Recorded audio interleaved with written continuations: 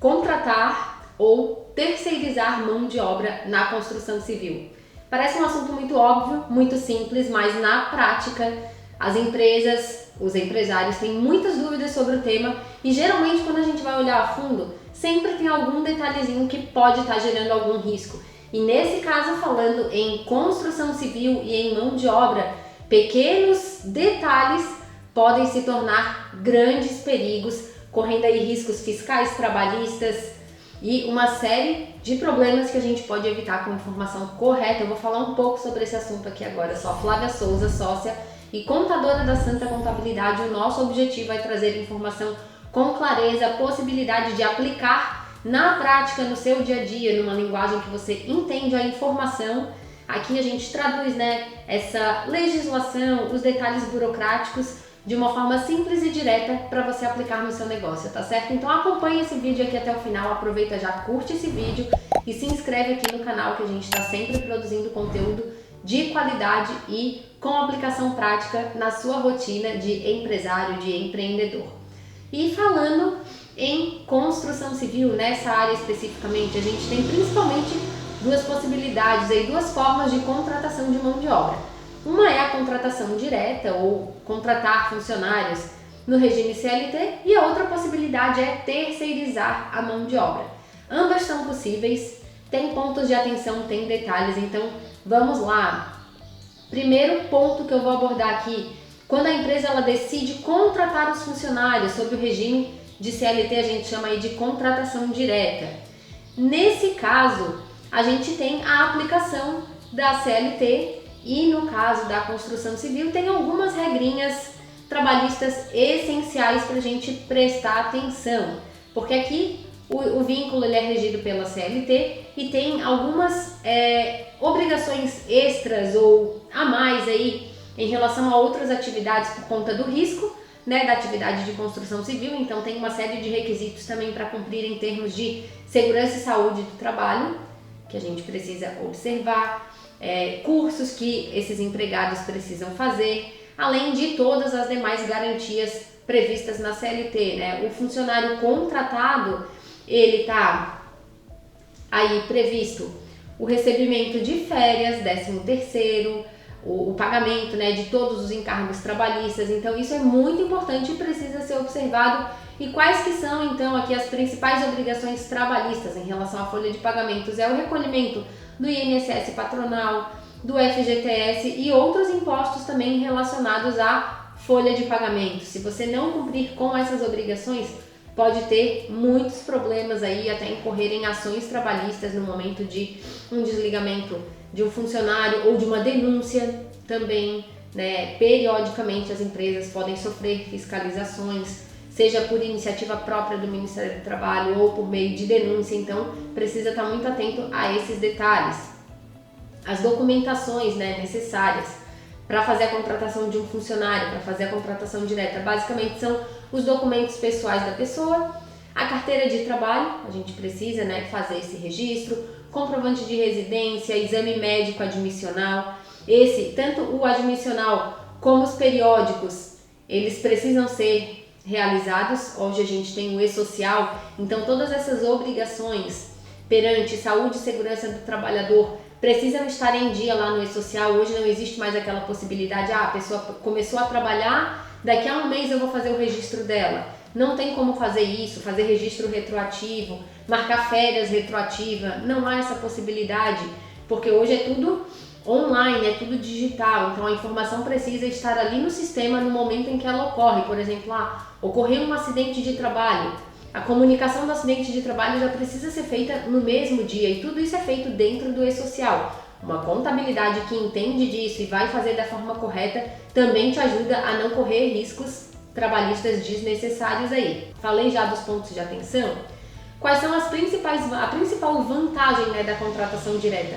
É esse controle total sobre a equipe, essa questão da subordinação, que caracteriza um vínculo empregatício, uma relação empregatícia. Você contratou a pessoa, você explica ali as normas, a forma de trabalho, e ela vai seguir aquela norma de trabalho porque ela é sua funcionária, ela está subordinada a essa relação de trabalho. Então essa é a principal vantagem.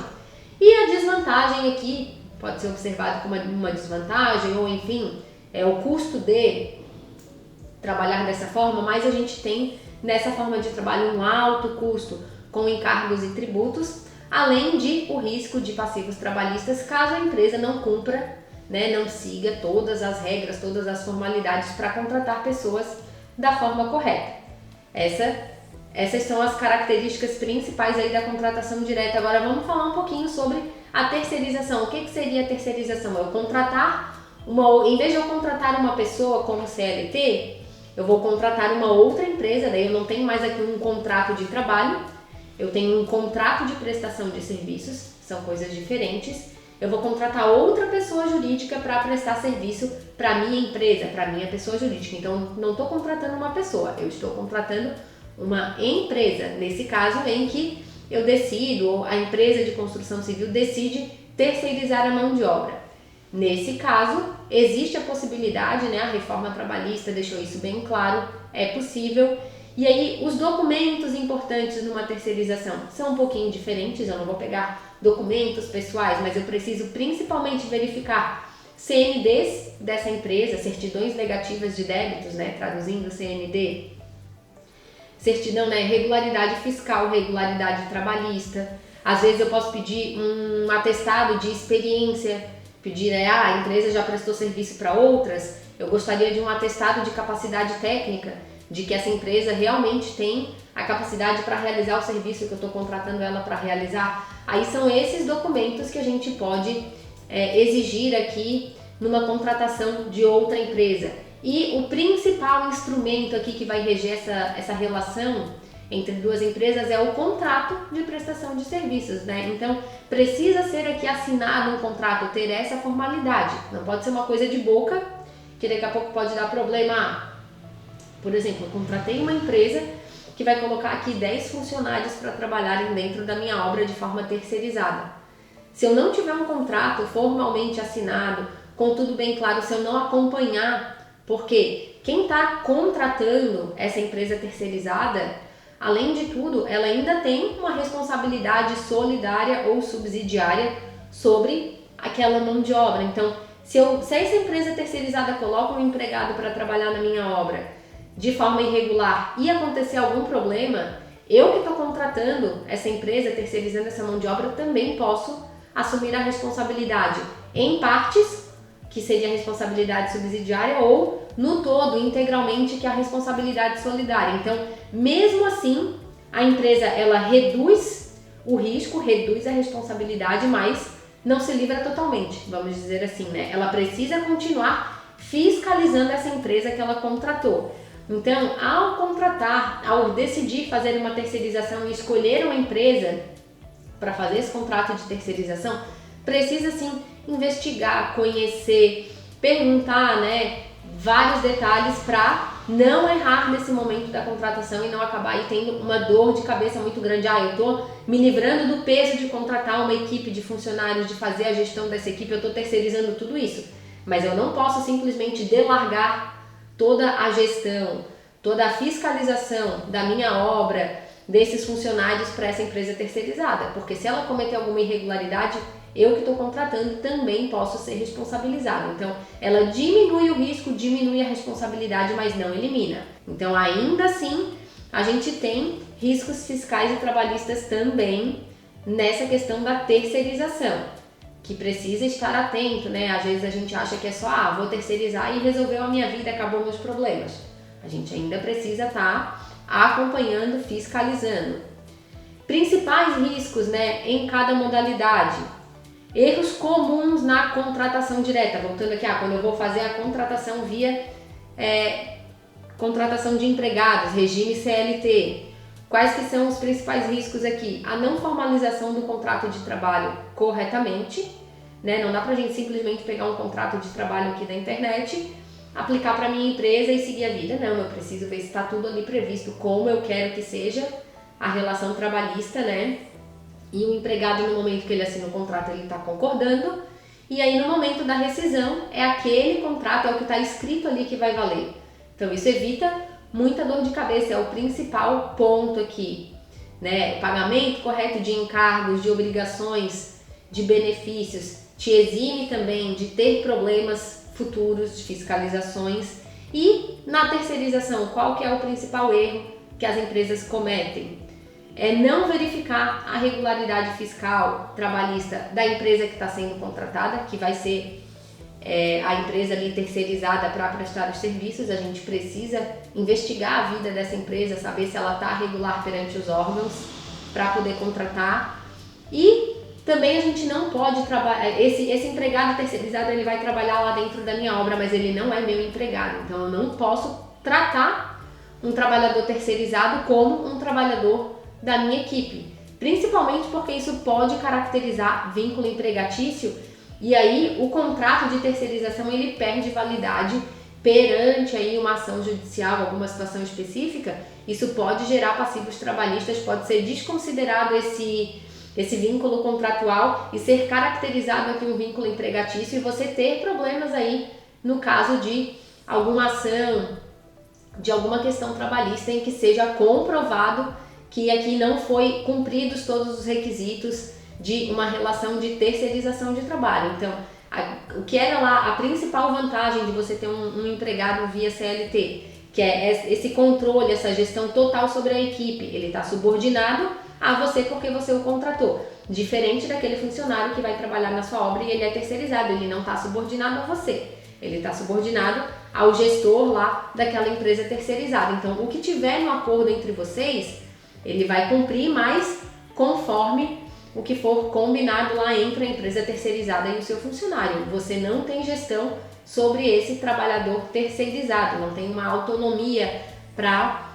definir ali o que ele vai fazer. Quem tem essa autonomia é a empresa terceirizada lá. Então isso é um ponto, né, que pode trazer algum problema caso quem está gerindo ali aquela obra, quem seja o dono da obra, vamos dizer, não cumpra com esse distanciamento, com esse limite, né, de que o empregado terceirizado ele não é seu funcionário, ele está ali prestando um serviço via contrato entre duas empresas, não é uma relação trabalhista clássica.